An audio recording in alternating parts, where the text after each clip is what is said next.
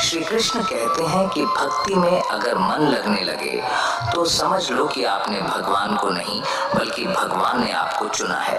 मित्रों, आज का यह वीडियो बहुत ही महत्वपूर्ण है क्योंकि आज के इस वीडियो में हम बात करेंगे स्वयं भगवान श्री कृष्ण के श्रीमुख से निकली श्रीमद् भागवत गीता के दिव्य ज्ञान से प्रेरित ऐसे पवित्र और अनमोल विचारों की, जो आपके जीवन से सारे दुख, चिंता और निराशाओं का अंत करके जीवन को नई ऊर्जा, उमंग और खुशियों से भर देंगे। श्रीमद् भागवत गीता सिर्फ एक धर्म के लिए नहीं है, बल्कि इसे धरती के हर इंसान को पढ़ना और समझना चाहिए ताकि वह अपनी जिंदगी में सुख, शांति और सफलता को प्राप्त कर सके। कहा जाता है कि जिस घर में गीता का पाठ हर रोज पढ़ा जाता है या सुना जाता है, उस घर में भगवान श्री कृष्ण स्वयं आते रहते हैं।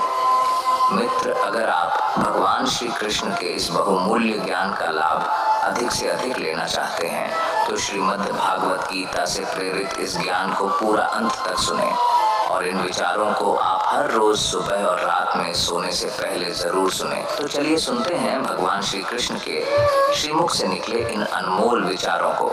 श्री कृष्ण कहते हैं, जिंदगी में कुछ नेक काम ऐसे भी करने चाहिए जिनका उस ऊपर वाले के सिवा कोई दूसरा गवाह ना हो।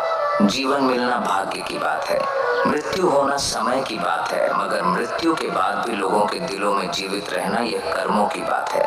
कहानी पुरानी जरूर है और आपने सुनी भी होगी, पर कई बार कहानी की शिक्षा इतनी महत्वपूर्ण होती है कि उसे बार बार सुनना जरूरी हो जाता है ताकि हम सतर्क हो सके, बार बार अपने जीवन में झांक सकें कि कहीं हम भी तो ऐसा नहीं कर रहे। भगवान ने जब इंसान की रचना की तो उसे अपनी यात्रा आरंभ करने से पहले 2 पोटली दी और कहा, एक पोटली तुम आगे की तरफ लटकाना और दूसरी पोटली कंधे के पीछे की तरफ। इंसान ने बिल्कुल वैसा ही किया। फिर भगवान ने कहा, ध्यान से सुनो, तुम्हारी नजर सिर्फ और सिर्फ आगे वाली पोटली पर होनी चाहिए, पीछे वाली पर नहीं। इंसान पोटली लेकर वहां से चला गया। इंसान ने ठीक वैसा ही किया जैसा उसे भगवान ने बताया था। वह आगे वाली पोटली को बार बार देखता।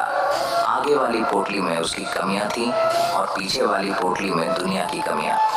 वो जब भी आगे वाली पोटली को देखता तो उसे अपनी कमियां नजर आती। वो एक एक करके अपनी कमियां सुधारता गया और उसकी तरक्की होने लगी। वह बहुत अच्छा इंसान बनता गया, बेहतर से बेहतर खुशहाल होता गया। उसने कभी भी पीछे वाली पोटली पर नजर तक नहीं डाली। एक बार वो तालाब के किनारे नहाने के लिए रुका। उसने दोनों पोटली तालाब के किनारे छोड़ दी। नहाकर जब वो बाहर आया तो उसे समझ ही नहीं आया कौन सी पोटली आगे वाली थी और कौन सी पीछे वाली, क्योंकि दोनों बिल्कुल एक जैसी थी। अब गड़बड़ ये हुई कि उसने पीछे वाली पोटली आगे टांग ली और आगे वाली पीछे। अब उसे पूरी दुनिया में कमियां ही कमियां नजर आने लगी। ये ठीक नहीं, वो ठीक नहीं, बच्चे निकम्मे हैं, पड़ोसी बेकार है, सरकार बेकार है। जहां देखो वहां कमियां। अब वो हर जगह कमियां ढूंढने लगा सिवाय खुद के, क्योंकि उसे भगवान की वो बात याद थी कि नजर सिर्फ आगे वाली पोटली पर रखना। अब बेचारे का बहुत बुरा परिणाम होने लगा। वो पतन की तरफ बढ़ने लगा। नकारात्मकता ने उसे घेर लिया। हर इंसान उसे बुरा लगने लगा। उसकी दुनिया नरक बनने लगी। अब उसे समझ नहीं आ रहा था कि आखिर चक्कर क्या है। वो वापस भगवान के पास गया। भगवान ने उसे समझाया, जब तक तेरी नजर खुद की कमियों पर थी तू तरक्की कर रहा था, क्योंकि तू खुद को सुधार रहा था, और जैसे ही तूने दूसरों की कमियां देखनी शुरू कर दी वैसे ही तेरा पतन आरंभ हो गया। यही हकीकत है। जब जब हम अपनी उंगलियां दूसरों पर उठाएंगे तब तब हम केवल और केवल अपना ही नुकसान करेंगे। हम किसी को भी नहीं सुधार सकते। आध्यात्मिकता की नजर से देखें तो हर कोई अपनी यात्रा पर है। हम खुद की कमियां सुधार लें, खुद को बेहतर बना लें, रोज खुद को पिछले दिन से बेहतर बना लें, यही जरूरी है। किसी ने क्या खूब कहा है, झांक रहे हैं इधर उधर सब, अपने अंदर झांके कौन। ढूंढ रहे दुनिया में कमियां, अपने मन को ताके कौन। दुनिया सुधरे सब चिल्लाते, खुद को आज सुधारे कौन। पर उपदेश कुशल बहु तेरे, खुद पर आज विचारे कौन। हम सुधरे तो जग सुधरेगा, ये सीधी बात विचारे कौन। श्री कृष्ण कहते हैं, सब्र कोई कमजोरी नहीं होती, बल्कि यह वह ताकत होती है जो सभी में नहीं होती। दुआएं कभी खाली नहीं जाती, बस सही वक्त पर कबूल होती है। मनुष्य अपने विश्वास से निर्मित होता है। जैसा वो विश्वास करता है वैसा ही वह बन जाता है। हर चीज की नकल की जा सकती है, लेकिन चरित्र और व्यवहार नहीं। अपनी सोच को काबू में रखिए, क्योंकि आपकी सोच ही असलियत का रूप लेगी। अगर नीयत अच्छी हो तो नसीब कभी बुरा नहीं होता। दिमाग में विचारों की भीड़ जितनी कम होगी, जिंदगी का सफर उतना ही आसान होगा। मन का झुकना भी बहुत जरूरी है। सिर्फ सर झुकाने से भगवान नहीं मिलते।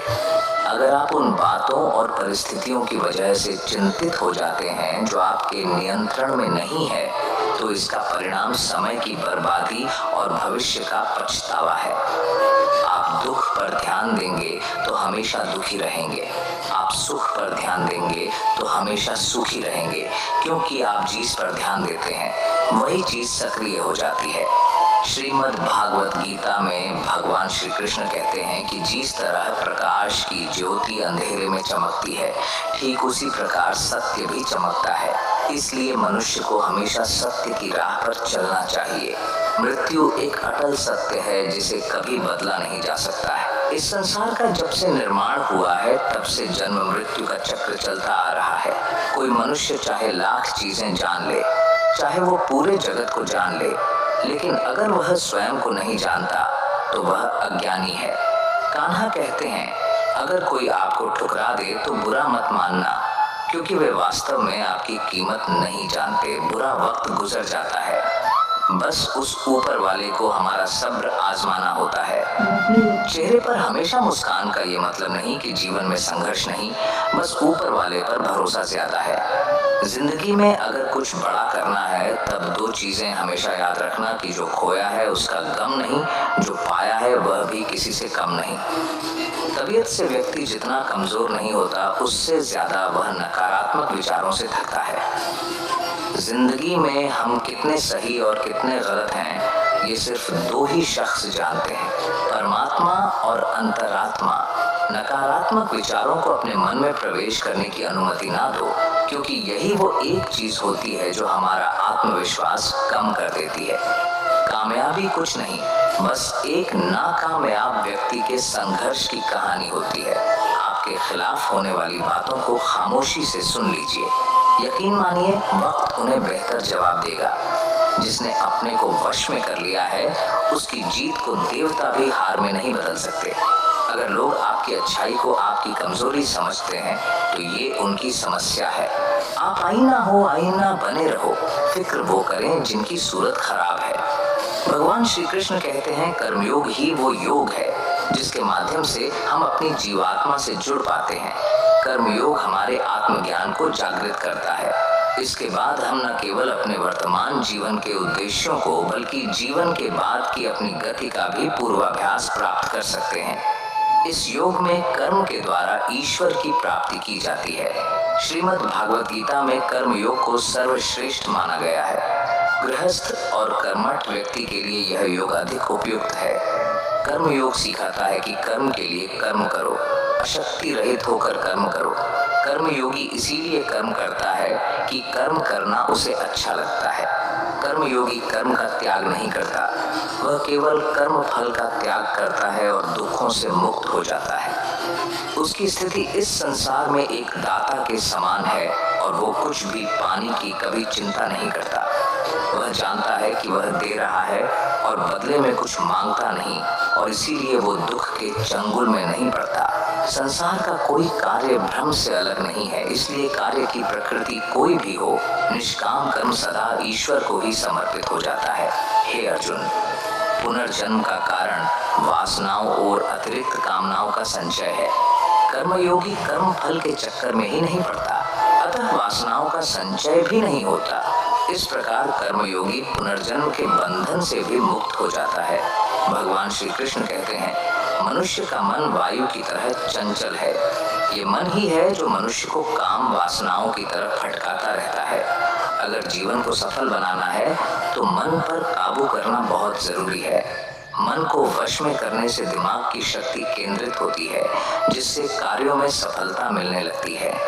गीता के अनुसार जिस व्यक्ति ने अपने मन पर काबू पा लिया वह मन में पैदा होने वाली बेकार की चिंताओं और इच्छाओं से भी दूर रहता है। साथ ही वह व्यक्ति अपने लक्ष्य को भी आसानी से प्राप्त कर लेता है। अगर मन को वश में नहीं करोगे तो वह तुम्हारा सबसे बड़ा शत्रु बन जाएगा। भगवान कहते हैं जो मनुष्य सुख और दुख में शांत रहता है, जिसके भय और क्रोध नष्ट हो गए हैं, जो मनुष्य शुभ और अशुभ वस्तु को पाकर ना प्रसन्न होता है और ना द्वेष करता है, जिन्होंने अपनी इंद्रियों को वश में कर लिया है, वह स्थिर बुद्धि वाला मनुष्य मुनि के समान है। ऐसा मनुष्य स्थिर चित्त और इंद्रियों को वश में करके ज्ञान द्वारा परमात्मा को प्राप्त करके हमेशा संतुष्ट रहता है। क्रोध मनुष्य को नरक की ओर ले जाने वाला द्वार है। क्रोध करने से व्यक्ति का मन अशांत हो जाता है और उसकी स्मरण शक्ति भ्रमित हो जाती है। स्मृति में विभ्रम होने से उसकी बुद्धि नष्ट हो जाती है और फिर व्यक्ति का पतन हो जाता है। भगवान श्री कृष्ण कहते हैं मनुष्य को क्रोध करने से बचना चाहिए। कितना भी गुस्सा आए स्वयं को शांत रखने का प्रयास करें। श्री भगवान कहते हैं जिस प्रकार समुद्र की स्थिति अचल है, भारी से भारी आंधी तूफान आने पर या अनेक नदियों के जल प्रवाह उसमें प्रविष्ट होने पर भी वो अपनी स्थिति से विचलित नहीं होता, मर्यादा का त्याग नहीं करता, उसी प्रकार परमात्मा के स्वरूप में स्थित योगी की स्थिति भी सर्वथा अचल होती है। बड़े से बड़े सांसारिक सुख दुखों का सहयोग वयोग होने पर भी उसकी स्थिति में जरा भी अंतर नहीं पड़ता। वह योगी परमात्मा में नित्य निरंतर अटल और एक रस स्थित रहता है। जो मनुष्य संपूर्ण कामना को त्याग कर ममता रहित, अहंकार रहित और मोह रहित होकर विचरण करता है, वही मनुष्य शांति को प्राप्त कर पाता है। कान्हा कहते हैं जो दर्द आज सह रहे हो, आगे चलकर वही तुम्हारी ताकत बनेगा। मुसीबत में अगर मदद मांगना हो तो सोच कर मांगना, क्योंकि मुसीबत थोड़ी देर के लिए ही होती है और एहसान जिंदगी भर का। तजुर्बे उम्र से नहीं बल्कि हालातों से आते हैं। जमाने में आए हो तो जीने का हुनर भी रखना। दुश्मन से कोई खतरा नहीं, बस अपनों पर नजर रखना। रात भर गहरी नींद आना इतना आसान नहीं, उसके लिए दिन भर ईमानदारी से जीना पड़ता है। अपनी कमियों को सिर्फ हम दूर कर सकते हैं और कोई नहीं, बाकी सब इनका फायदा उठाना जानते हैं। जब हम अपने रिश्ते के लिए वक्त नहीं निकाल पाते, तब वक्त हमारे बीच से रिश्ता निकाल देता है। जो आपकी बुराई करते हैं उन्हें करने दो, क्योंकि बुराई वही करते हैं जो बराबरी नहीं कर सकते। अगर खुश रहना चाहते हैं तो लोगों की बातों पर कम और अपने विचारों पर ज्यादा ध्यान दें। भगवान पर विश्वास बिल्कुल उस बच्चे की तरह करो जिसको हवा में उछालो तो वह हंसता है, डरता नहीं, क्योंकि वह जानता है कि आप उसे गिरने नहीं देंगे। श्रीमद् भगवत गीता में भगवान श्री कृष्ण कहते हैं कि हे अर्जुन, मेरा इन तीनों लोगों में ना तो कुछ कर्तव्य है और ना ही मुझे कोई वस्तु प्राप्त करने योग्य है, फिर भी मैं कर्म करते हुए अपने कर्तव्य का निर्वाह करता हूँ। हे पार्थ्य, यदि मैं कर्मों को करने में सावधानी न बरतूं तो बड़ा अनर्थ हो जाएगा, क्योंकि मनुष्य सब प्रकार से मेरे ही मार्ग का अनुसरण करते हैं। यज्ञ से बचे हुए अन्न को खाने वाले श्रेष्ठ पुरुष सब पापों से मुक्त हो जाते हैं, और जो पापी लोग अपना शरीर पोषण करने के लिए ही अन्न पकाते हैं वे तो पाप को ही खाते हैं। अर्थात जो लोग ईश्वर को याद किए बिना जिंदा रहने में ही लगे रहते हैं उन्हें चोर समझना चाहिए। केवल ज्ञान ही एक ऐसा अक्षय तत्व है जो कहीं भी किसी भी अवस्था में और किसी भी हाल में मनुष्य का साथ नहीं छोड़ता।